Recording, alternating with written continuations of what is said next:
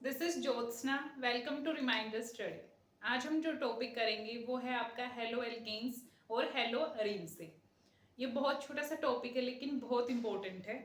That is the nature of C X bond. ठीक है, हमें पता है कि जो कार्बन, ठीक है, हेलो एल्केन्स में क्या होता है, जो एल्केन्स में जब हेलोजन ग्रुप ऐड हो जाता है तो उसको हेलो एल्केन्स बोलते हैं। अब इसमें जो कार्बन और जो हेलोजन के बीच का जो बॉन्ड है उसका नेचर कैसा होगा, ठीक है, इस पे हम बात करेंगे, nature of C X bond. और इसी के बेस पे हम जो है एक ट्रेंड करेंगे। एक क्वेश्चन है, जैसे हमें दिया गया है CH3F, CH3Cl, CH3Br and CH3I।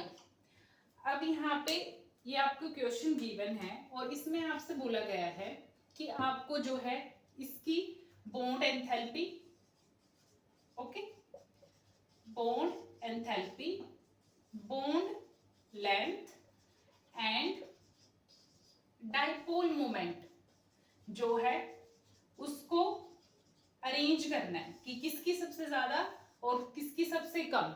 ठीक है, डिक्रीजिंग ऑर्डर में आपको bond enthalpy, bond length and dipole moment को यहाँ पे बताना है।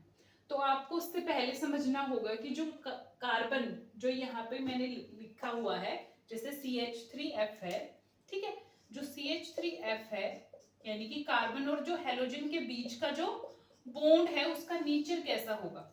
अगर हमने वो समझ लिया तो हम इनको इजीली अरेंज कर लेंगे। ठीक है, तो देखो, जैसे कि हमें पता है जो कार्बन और जो हेलोजन है, हेलोजन्स क्या होते हैं हमारे, इलेक्ट्रोनेगेटिव एलिमेंट होते हैं, और कार्बन कैसा है हमारा, इलेक्ट्रो पॉजिटिव है। ठीक है, ये है इलेक्ट्रो पॉजिटिव एंड हेलोजन क्या है हमारे, इलेक्ट्रो नेगेटिव एलिमेंट है, जिसकी वजह से बॉन्ड में क्या प्रोड्यूस हो रही है, पोलैरिटी।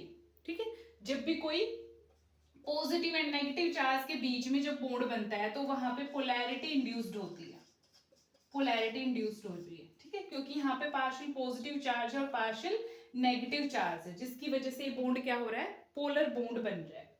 फर्स्ट पॉइंट तो ये हो गया कि यहाँ पे क्या है, पोलराइज्ड है। ठीक है, दूसरा पॉइंट आता है इसके साइज पे, हेलोजन के। जो मैंने पेरियोडिक टेबल वाली आपको वीडियो करवाई थी तो उसमें मैंने बताया था कि जो हेलोजन्स होते हैं जब हम डाउन द ग्रुप आते हैं, ठीक है, जब हम डाउन द ग्रुप आते हैं तो जो हेलोजन का साइज है वो इंक्रीज होता चला जाता है। हेलोजन का साइज क्या होता है down the group, halogen size increased down the group. तो इससे हमें क्या पता चलता है, ठीक है, जैसे अगर हमारा ट्रेंड क्या होता है, मतलब जो ग्रुप होता है उसमें कैसे होता है, फ्लोरीन, क्लोरीन, ब्रोमीन, आयोडीन।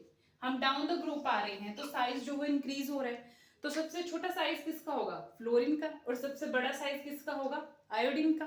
तो अगर यहाँ पे हम देखें तो सबसे ज्यादा बॉन्ड लेंथ किसकी होगी, CI वाले इसकी होगी। ठीक है, जैसे अगर मैं बॉन्ड लेंथ वाले की बात करूं कि अगर बॉन्ड लेंथ को मैंने अरेंज करना है इन द डिक्रीजिंग ऑर्डर, ठीक है, फर्स्ट कौन सा है हमारा, बॉन्ड लेंथ,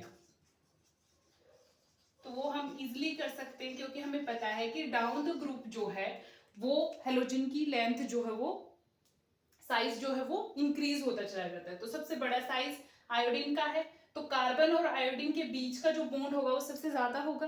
ठीक है, तो यहाँ पे जो ट्रेंड होगा CH3I की बॉन्ड लेंथ सबसे ज्यादा होगी, उससे कम फिर किसकी, CH3Br की, उससे कम फिर CH3Cl की, एंड सबसे कम बॉन्ड लेंथ किसकी होगी, CH3F की।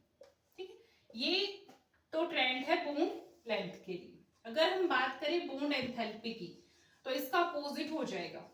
वो कैसे, मैंने आपको बताया है कि बॉन्ड एंथैल्पी क्या होती है, वो एनर्जी, एंथैल्पी मींस एनर्जी, जो बॉन्ड को तोड़ने के लिए जो एनर्जी दी जाती है वही क्या होती है, बॉन्ड एंथैल्पी होती है। अब यहाँ पे आप देखो CH3 और I का बॉन्ड लेंथ जो है बहुत बड़ा है। ठीक है, अगर आपको एक छोटी लकड़ी दी जाए इतनी सी और एक आपको बड़ी लकड़ी दी जाए तो आप किसको इजिली तोड़ सकते हो, जो बड़ी वाली होगी वो आसानी से टूट जाएगी, कंपैरिजन टू द छोटे वाले, क्योंकि उस पर ज्यादा प्रेशर डालना पड़ेगा, आपको ज्यादा फोर्स देना पड़ेगा। तो यही बात यहाँ पे है। अगर मैं बात करती हूँ CH3 और I के बॉन्ड को तोड़ने की, क्योंकि यहाँ पे बॉन्ड लेंथ ज्यादा है तो ये इजिली ब्रेक हो जाएगा। लेकिन अगर CH3 और F के बीच की बात करूं, क्योंकि F का साइज छोटा है तो इनकी बॉन्ड लेंथ कम है, जिसकी वजह से यहाँ पे ज्यादा एनर्जी देनी होगी इसके बॉन्ड को तोड़ने के लिए। तो अगर बॉन्ड एंथैल्पी का मैं ऑर्डर करूं तो सबसे ज्यादा बॉन्ड एंथैल्पी किसकी होगी? CH3F की, उसके बाद उससे कम होगी CH3Cl की, फिर होगी CH3Br की, और सबसे कम होगी CH3I की। ओके, ये तो बात हो गई बॉन्ड लेंथ, बॉन्ड एंथैल्पी की। अब हम बात करते हैं डाइपोल मोमेंट की। अब डाइपोल मोमेंट बेस्ड होता है ऑन द पोलैरिटी। जितनी ज्यादा पोलैरिटी होगी बॉन्ड में, मतलब अगर कोई हैलोजन है वो जितना ज्यादा इलेक्ट्रोनेगेटिव होगा कार्बन से, और जितनी ज्यादा पोलैरिटी होगी उतनी ज्यादा डाइपोल मोमेंट होगी। ठीक है, तो यहाँ पे थर्ड कौन सा ट्रेंड है हमारा? डाइपोल मोमेंट का,